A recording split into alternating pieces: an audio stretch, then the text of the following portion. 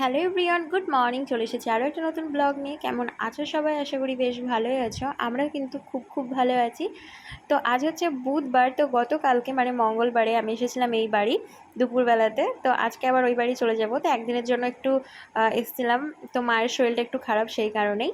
তো এই যে দেখো, এখন চলে এসেছিলাম সকাল সকাল ছাদে। আর আমাদের ছাদে যেহেতু অনেক রকম ফুলের গাছ আছে, এর জন্য না আমার বেশ ভালোই লাগে।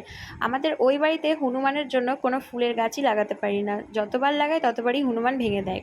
তো এখন ছাদে চলে এসেছি। আর দেখো, জামা কাপড় আবার রোদ্রে দিয়েছি। তো কিছু কিছু বাকি ছিল, সেগুলো এখন রোদে দিয়েছি। এই যে দেখো,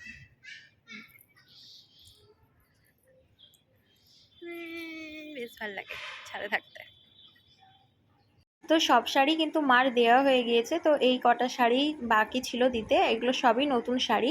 আর এই যে হলুদ কাতান শাড়িটা দেখছো, এটা কিন্তু আমি বিয়েতে পেয়েছিলাম, আমার দাদার বন্ধু দিয়েছিল।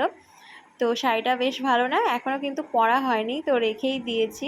ফুল যতটা ভালোবাসি তার থেকেও কিন্তু ফুলের গাছ লাগাতে বেশি ভালোবাসি। তো বিয়ের আগে থেকে কিন্তু এই বাড়িতে আমি নানান রকমের ফুলের গাছ লাগাই, কিন্তু ওই বাড়িতে কিন্তু ফুলের গাছ লাগাতেই পারি না হনুমানের অত্যাচারে। হ্যালো গাইস, তো এখন আমরা ছাদে বসে আছি, জামা কাপড় রোদ্রে দিয়েছি দেখতেই পেলে।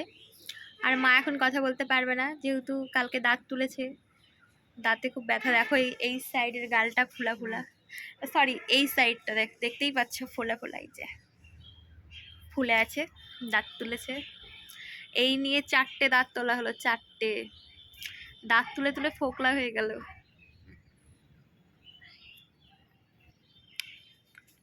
তো এরপরে দেখো, আমি নিচে চলে এসেছি আর এখন আমি চিকেন রান্না করছি। তো বাড়িতে তো চিকেনটা তো আমার বেশিরভাগ হয়, আর তার মধ্যে আমি বাড়ি আসলে আরোই হয়। যদি আমি এক সপ্তাহ থাকি, তো এক সপ্তাহের মধ্যে মানে আমি 4 দিনই চিকেন খাই, কারণ এত ভালোবাসি। তো এই যে দেখো, বিকেলবেলায় রেডি হয়ে বেরিয়ে পড়েছি। আর এই গলিতেই হচ্ছে 6 নম্বর বাড়িটা, হচ্ছে আমাদের বাড়ি। তো মায়ের মনটা ভীষণই খারাপ, যেহেতু চলে যাচ্ছি, তার মধ্যে শরীরটাও ভালো নেই। তো এটা হচ্ছে আমাদের বাড়ির সামনের মেন রোড।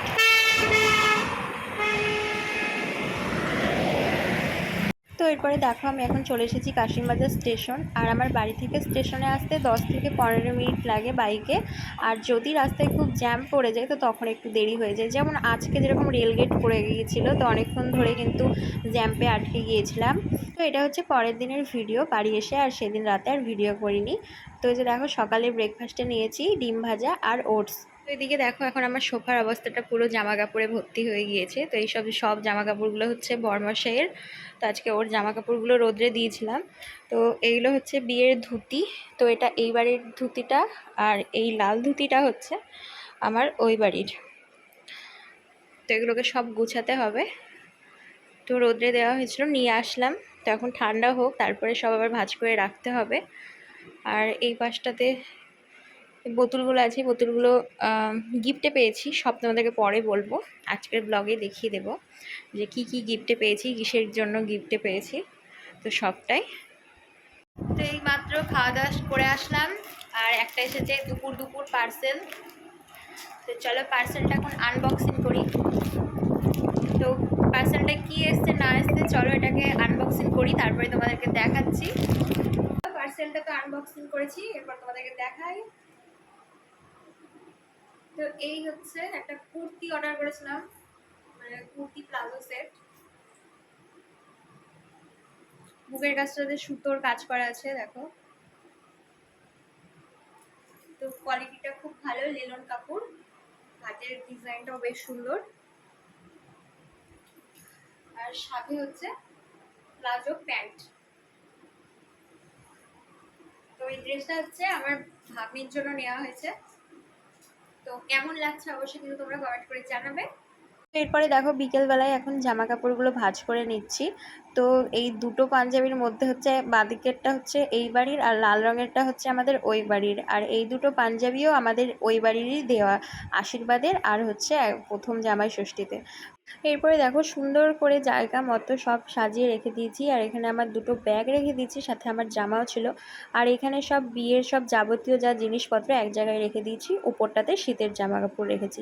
চলো, বরের সাথে সাথে এবার আমার দিকটাও দেখিয়ে দিলাম। তো এর আগে তো রোদ্রে দিয়েছি, তো তোমাদেরকে তখন দেখানো হয়নি। তো দেখো, সুন্দর করে শাড়িগুলো সাজিয়ে রেখে দিয়েছি। তো জানি না কবে এত শাড়ি পরে আমি উঠতে পারবো। খুব একটা শাড়ি পরা হয় না, তবে শাড়ি পরতে ভীষণই ভালোবাসি। তো এখানে বেশিরভাগটাই তোমরা লাল হলুদে দেখতে পাবে, কারণ যেহেতু নতুন বউ তো সেই কারণে লাল হলুদটা বেশি পেয়েছি। তো এই যে এই শাড়িটা দেখছো, এটা কিন্তু আমাকে পুজো উপলক্ষে দিদিভাই দিয়েছে, অবশ্যই একদিন তোমাদের সাথে শেয়ার করব। আর মেয়েদের যতই হচ্ছে আলমারি ভর্তি শাড়ি থাকুক না কেন, মেয়েদের কিন্তু শাড়ি আর গয়নার প্রতি একটা অন্যরকম টান।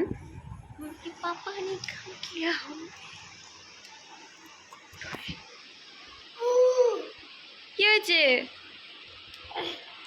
তোর নাম কি? আস্তে। তো এই যে আলমারি গুছিয়ে সবেমাত্র একটু বসলাম, আর কিছুক্ষণ আগে পুচকু এসেছে ঘরে। তো দেখো এখন আমার সাথে টুকি টুকি করে খেলা করছে। তো জামা কাপড় যেমন রোদ্রে দিতে ভালো লাগে, তেমন গোছাতে এত বিরক্ত লাগে কি বলবো, একদিনে আর মানে শরীর চলে না। তো যেহেতু গতকালকে রোদ্রে দিয়েছি, তো কিছু কিছু ভাঁজ করে রেখেছিলাম আর কিছু কিছু পেরেছিলাম না, তো আজকে সব করলাম।